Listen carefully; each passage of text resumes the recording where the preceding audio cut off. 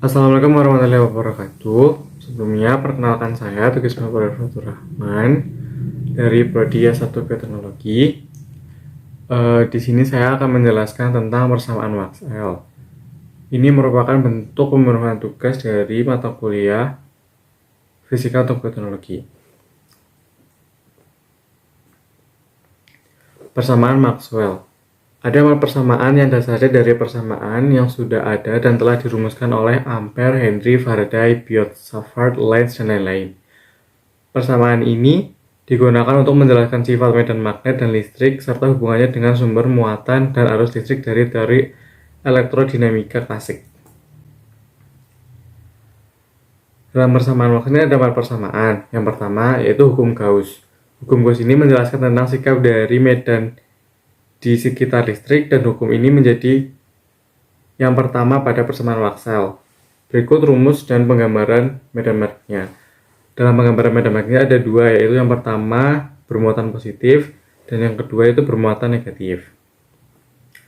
Untuk hukum yang kedua atau persamaan yang kedua yaitu hukum magnetis Gauss, di mana garis dari pancaran medan magnet yang menembus volume tertentu sama dengan 0. Hal tersebut menjelaskan bahwa magnet itu memiliki dua kutub atau magnetic dipole.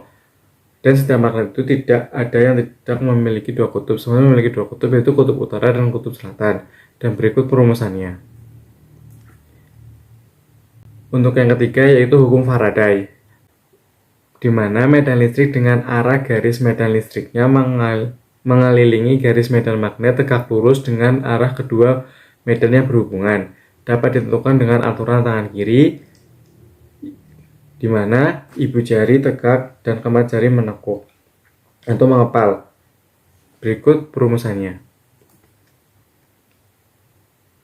Untuk yang terakhir yaitu hukum Ampere-Maxwell. Dijelaskan tentang kesimetrisan. Kesimetrisan dengan hukum Ampere di mana berlaku atau berlalu sama dengan, yaitu perubahan medan magnet dapat menghasilkan medan listrik, maka akan berlaku sebaliknya. Berdasarkan eksperimen dari Maxwell, arus listrik mengalir pada suatu konduktor dengan menghasilkan medan magnet dengan rumus sebagai berikut. Maxwell juga menyatakan atau menyebutkan bahwa listrik mengalir pada isolator atau ruang hampa atau udara yang dinamakan arus pergeseran displacement current, di mana arus J akan hilang dengan dipengaruhi oleh arus pergeseran tersebut dengan rumus sebagai berikut.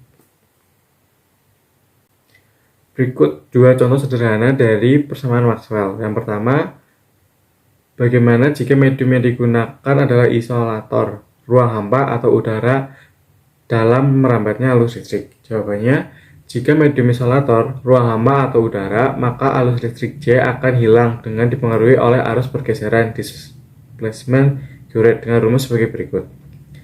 Yang kedua yaitu teori Maxwell terhadap gelombang elektromagnetik.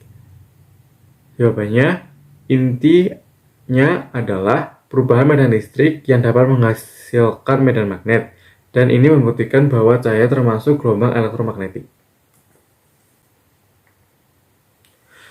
Untuk yang berikutnya itu fenomena dan teknologi pada bioteknologi.